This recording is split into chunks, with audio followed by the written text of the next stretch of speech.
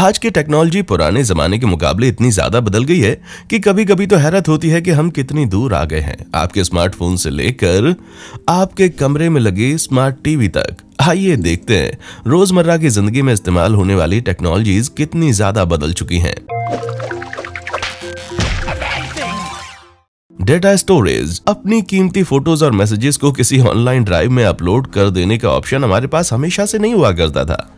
Data storage की शुरुआत हुई 18वीं सदी में, जब टेक्सटाइल इंडस्ट्री में जैकर्ड लूम जैसी मशीनों के लिए इंस्ट्रक्शंस रिकॉर्ड करने के लिए पंच कार्ड इस्तेमाल किए जाने लगे।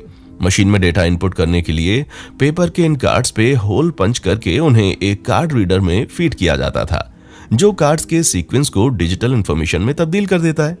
प्रत्येक कॉलम के ये पंच किए हुए होल बाइनरी कोड में संख्याओं को रिप्रेजेंट करते हैं और कार्ड्स को सही क्रम में लगाकर पूरे के पूरे प्रोग्राम लिखे जा सकते हैं। 1960 का दशक आते आते पंच कार्ड्स का इस्तेमाल काफी कम हो गया था और 1956 में IBM ने अपनी पहली hard drive IBM model 350 launch की। 24 इंची की 50 स्टोरेज डिस्क से लैस 1 टन से ज्यादा वजन वाली हार्ड ड्राइव केवल 3.75 MB डेटा ही स्टोर कर पाती थी। IBM इसे इस्तेमाल करने वाली कंपनी से महीने का $3200 किराया लेती थी, यानी महंगाई के हिसाब से एडजस्ट करने पर $30,260 प्रति माह। करीब एक दशक बाद फ्लॉपी डिस्क नाम की एक नई स्टोरेज डिवाइस ने इस भारी भरकम मशीन को बाजार से बाहर कर दिया। देखने में बेहद पतली और लचीली फ्लॉपी डिस्क का 8 इंच वाला वर्जन 1971 में लॉन्च हुआ और कुछ समय बाद इसके 5.25 इंच और 3.5 इंच वाले वर्जन भी लॉन्च किए गए। फ्लॉपी डिस्क पर डेटा स्टोर करने और उसे रीड करने के लिए फ्लॉपी ड्राइव इस्तेमाल की जाती थी। 8 इंच वाली फ्लॉपी ड्राइव की स्टोरेज कैपेसिटी 80 KB हुआ करती थी, यानी 4 MB का कोई सिंपल सा गाना स्टोर करने के लिए ऐसी 50 डिस्क की जरूरत पड़ती थी। 1986 में IBM ने 3.5 इंच वाली फ्लॉपी लॉन्च की, जिसमें 1.44 मेगाबाइट डेटा स्टोर किया जा सकता था। करीब एक दशक के बाद 1999 में सैनडिस्क, तोशिबा और मात्सुशिता जैसी कंपनीज ने SD मेमोरी कार्ड लॉन्च किया, जो साइज में बहुत ही छोटा हुआ करता था और सन 2000 में लोगों का सामना हुआ पहली थंब ड्राइव या पेन ड्राइव का, जिसमें 8 MB की कैपेसिटी हुआ करती थी। आज की पेन ड्राइव में सैकड़ों GB डेटा स्टोर किया जा सकता है। वहीं माइक्रो USB की बात करें तो सुई जैसी पतली ये पेन ड्राइव आपकी उंगली से भी छोटी होती है और इसमें 1 TB तक डेटा स्टोर किया जा सकता है। ये मेमोरी इतनी ज्यादा है कि इसमें 40 घंटे तक की 40K वीडियो स्टोर की जा सकती हैं। अंदाजे के लिए बता दें कि इतना डेटा स्टोर करने के लिए 2,66,000 IBM 350 की जरूरत पड़ेगी। आजकल ज्यादातर लोग अपना डेटा स्टोर करने के लिए क्लाउड प्रेफर करते हैं। क्लाउड की शुरुआत 2007 में हुई थी और आज इस पर 1 एक्साबाइट या कुल 100 करोड़ GB से भी ज्यादा डेटा अपलोड हो चुका है। मूर्ख लोग कहते हैं कि डिजिटल टेक्नोलॉजी की क्षमता और रफ्तार हर 2 साल पर दोगुनी हो जाती है। सो स्टोरेज के क्षेत्र में आगे चलकर हमें न जाने कौन सी नई टेक्नोलॉजी देखने को मिल जाए। Mobile phone. आज के जमाने में मोबाइल फोन कोई शौक नहीं बल्कि एक जरूरत बन चुका है। पर क्या आप जानते हैं कि मोबाइल फोन्स का इतिहास बहुत ही छोटा और नया है? अप्रैल 1973 में मोटोरोला में काम करने वाले शोधकर्ता मार्टिन कूपर ने दुनिया की पहली सेल्यूलर कॉल के जरिए जमाने को बता दिया कि मोटोरोला मोबाइल फोन बनाने की रेस जीत चुकी है। मार्टिन की ये सिंगल लाइन डिस्प्ले वाली डिवाइस का वजन 2.5 पाउंड था और उसकी लंबाई 23 सेंटीमीटर थी।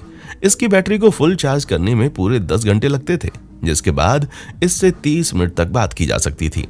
21 सितंबर 1983 को दुनिया का पहला commercial mobile phone Motorola Diana TAC 8000X launch हुआ, पर अपने महंगे दाम के चलते अभी भी आम लोगों की पहुंच से बहुत दूर था।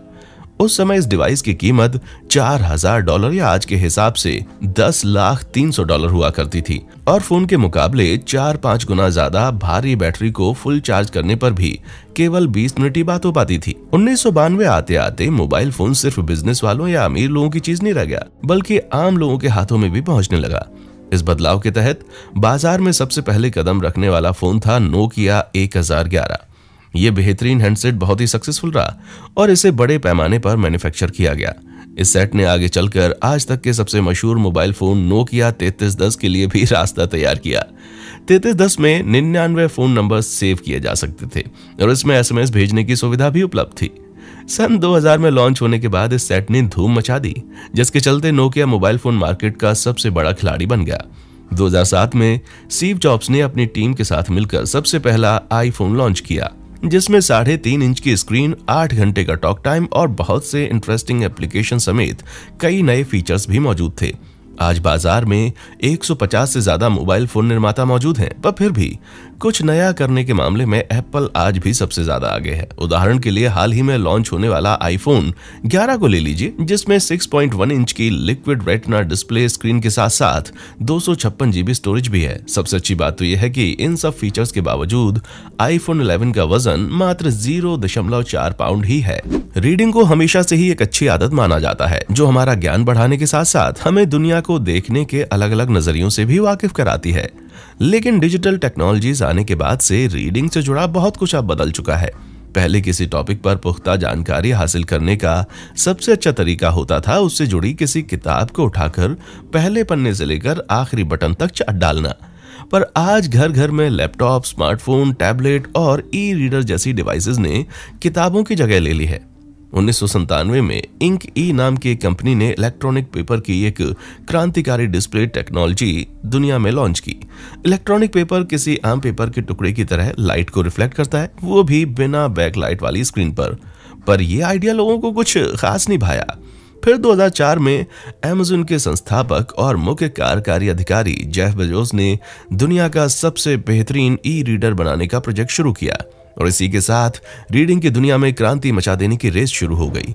इलेक्ट्रॉनिक पेपर टेक्नोलॉजी को इस्तेमाल करने में सबसे आगे रहने वाली कंपनी थी सोनी, जिसने 2004 और 2006 में लिब्रिए और सोनी रीडर नाम के 2 ई रीडर लॉन्च किए।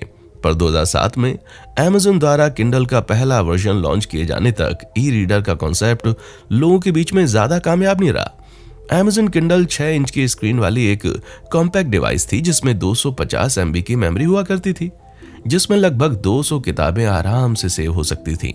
लोगों ने किंडल रीडर को इतना पसंद किया कि लॉन्च के 5.5 घंटे के भीतर अमेज़न की साइट पर इसका पूरा का पूरा स्टॉक ही खत्म हो गया।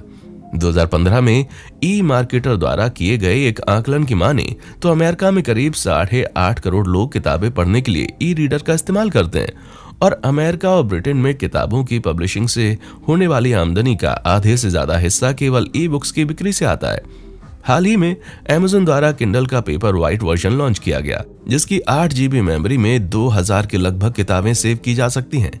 इतनी किताबों को अगर पेपर फॉर्म में खरीदा जाए तो आपकी कार आधे से ज्यादा भर जाएगी। इस लिहाज से देखा जाए तो ई रीडर टेक्नोलॉजी किताबों के अनंत भंडार को आपकी हथेली पर लाकर रख देती है। कंप्यूटर ना होते तो स्मार्टफोन समेत आज की बहुत सी टेक्नोलॉजीज का भी कोई वजूद ना होता, पर कंप्यूटर के क्षेत्र में यहाँ तक पहुंचने का रास्ता काफी लंबा रहा। 1880 में अमेरिका में जनगणना के आंकड़ों के आकलन के लिए पंच कार्ड इस्तेमाल किए जाने लगे, क्योंकि बढ़ी हुई जनसंख्या को केवल इंसानों द्वारा गिनने में कई साल लग जाते थे। बावजूद इसके कंप्यूटर का असली पूर्वज तो चार्ल्स बेबेज के एनालिटिकल इंजन का प्रोटोटाइप ही माना जाएगा। स्टीम से चलने वाला ये एनालिटिकल इंजन भले ही पूरी तरह से फंक्शनल ना हो पाया हो, पर इसने मैकेनिकल कंप्यूटिंग से निकलकर जनरल कंप्यूटिंग के युग की शुरुआत की। आगे चलकर लगभग एक सदी बाद 1941 में जर्मन वैज्ञानिक कॉनरेड ज्यूस ने दुनिया का पहला जनरल पर्पस Z3 कंप्यूटर विकसित किया। एरोप्लेन्स की डिजाइनिंग में मदद करने के लिए बनाए गए इस कंप्यूटर का वजन 1 टन था और स्टोरेज के लिए यह भी पंच कार्ड्स पर ही निर्भर था। ये कंप्यूटर केवल बेसिक मैथमेटिकल टास्क ही कर पाता था, वो भी 5 से 10 हर्ट्ज की टॉप स्पीड पर। मास मार्केट के लिए बनाया गया दुनिया का पहला डेस्कटॉप कंप्यूटर था प्रोग्रामा 101, जिसे 1964 में पब्लिक के सामने लाया गया था। 65 पाउंड वजन वाली इस डिवाइस ने कंप्यूटर को बहुत ही छोटा और पोर्टेबल बना दिया। उस वक्त प्रोग्रामा 101 की कीमत $32,000 यानी आज के हिसाब से करीब $26,550 हुआ करती थी। पर इस कंप्यूटर में केवल 240 बाइट की मेमोरी हुआ करती थी, जो किसी आईफोन फोटो के साइज के मुकाबले केवल 0.0006% ही थी। 1976 में एप्पल ने अपना पहला कंप्यूटर एप्पल 1 लॉन्च किया, जो दिखने में किसी सर्किट बोर्ड की तरह लगता था और यूजर्स को कीबोर्ड और मॉनिटर जैसे पार्ट्स अलग से खरीदने पड़ते थे। लॉन्च के वक्त इस कंप्यूटर की कीमत $666.66 या महंगाई के हिसाब से एडजस्ट करने के बाद $3,013 के लगभग थी। एप्पल 1 में 4 KB की स्टोरेज कैपेसिटी और 1 मेगाहर्ट्ज स्पीड वाला 6502 CPU था, जो एप्पल के लेटेस्ट मैक प्रो की 4.4 गीगाहर्ट्ज प्रोसेसिंग स्पीड के मुकाबले 4400 गुना कम है। इस सिस्टम में 1.5 टेराबाइट की जबरदस्त स्टोरेज है, जो 8 इंच वाली 1,87,50,000 फ्लॉपी डिस्क की टोटल स्टोरेज के बराबर है। पर इन तमाम खूबियों के बावजूद मैक प्रो को आधुनिक दुनिया का सबसे बेहतरीन कंप्यूटर कहना गलत होगा। इस वक्त दुनिया का सबसे पावरफुल सुपर कंप्यूटर है IBM का समिट OLCF, जिसकी स्टोरेज कैपेसिटी 250 पेटाबाइट है, जो 2.5 लाख टेराबाइट या 25 करोड़ GB के बराबर होती है।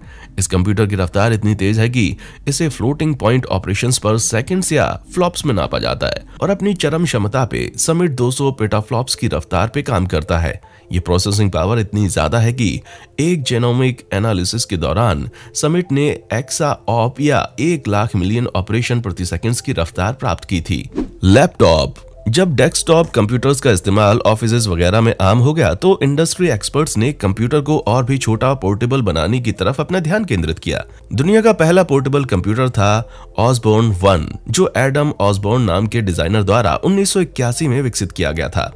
ऑसबोर्न 1 आकार में किसी सिलाई मशीन जैसा दिखता था और इसका वजन लगभग 24 पाउंड हुआ करता था।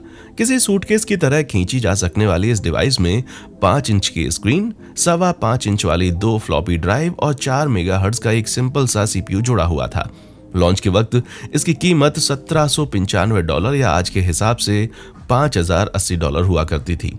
1986 में IBM ने सही मायनों में दुनिया का पहला लैपटॉप लॉन्च किया, जो उस वक्त के हिसाब से $2000 या आज के $4700 की कीमत का हुआ करता था। PC कन्वर्टेबल नाम के इस कंप्यूटर में 256 KB की स्टोरेज के साथ 4.77 मेगाहर्ट्ज का एक CPU था, और सबसे खास बात थी इस मॉडल को बैटरी से भी चलाया जा सकता है। फिर 1989 में एप्पल ने अपने मैकिंटोश पोर्टेबल के साथ लैपटॉप मार्केट में एंट्री मारी। ये मॉडल 40 MB के हार्ड ड्राइव और 16 मेगाहर्ट्ज के CPU से लैस था, पर इसे एप्पल के आज तक के सबसे खराब प्रोडक्ट्स में शुमार किया जाता है। 16 पाउंड वजन वाला ये लैपटॉप न सिर्फ पुराने हो चुके IBM PC कन्वर्टेबल के मुकाबले 3 पाउंड ज्यादा भारी था, बल्कि इसकी कीमत भी बहुत ज्यादा थी। लॉन्च के वक्त तो $750 कीमत वाला ये कंप्यूटर आज के हिसाब से $13,500 में बिकता, और इसमें 6 MB साइज वाली सिर्फ कुछ स्टैंडर्ड फोटोज ही सेव करने जितनी स्टोरेज कैपेसिटी थी। पर शुक्र है 1991 में मैकिंटोश पावरफुल 100 रिलीज हुआ, जो पिछले मॉडल से कहीं ज्यादा बेहतर था। नए मॉडल में 16 मेगाहर्ट्ज का नया और बेहतर CPU, 40 MB की एक्सपेंडेबल हार्ड ड्राइव और सिर्फ 5.1 पाउंड का हल्का फुल्का वजन था। इन खूबियों के बावजूद ये लैपटॉप आज के आधुनिक लैपटॉप्स के मुकाबले कुछ भी नहीं है। 2019 में $2399 की कीमत पर रिलीज होने वाले एप्पल मैकबुक प्रो में 16 इंच की स्क्रीन और 8 GB स्टोरेज कैपेसिटी है, जो कि एप्पल के सबसे पहले लैपटॉप के मुकाबले 1 लाख गुना ज्यादा है। ये कंप्यूटर 2.4 गीगाहर्ट्ज रफ्तार वाली एक स्पेशल 8 कोर प्रोसेसर के सहारे काम करता है, जो एप्पल की मैकिंटोश पावरबुक 100 के मुकाबले 240 गुना ज्यादा पावरफुल है। कैलकुलेटर। आज के जमाने में कुछ भी कैलकुलेट करना हो, जेब से फोन निकालो, झट से काम हो जाता है, पर हमेशा से ऐसा नहीं था। पुराने जमाने में सिंपल से सिंपल कैलकुलेशन करने के लिए भी बड़ी बड़ी मशीनों का सहारा लेना पड़ता था।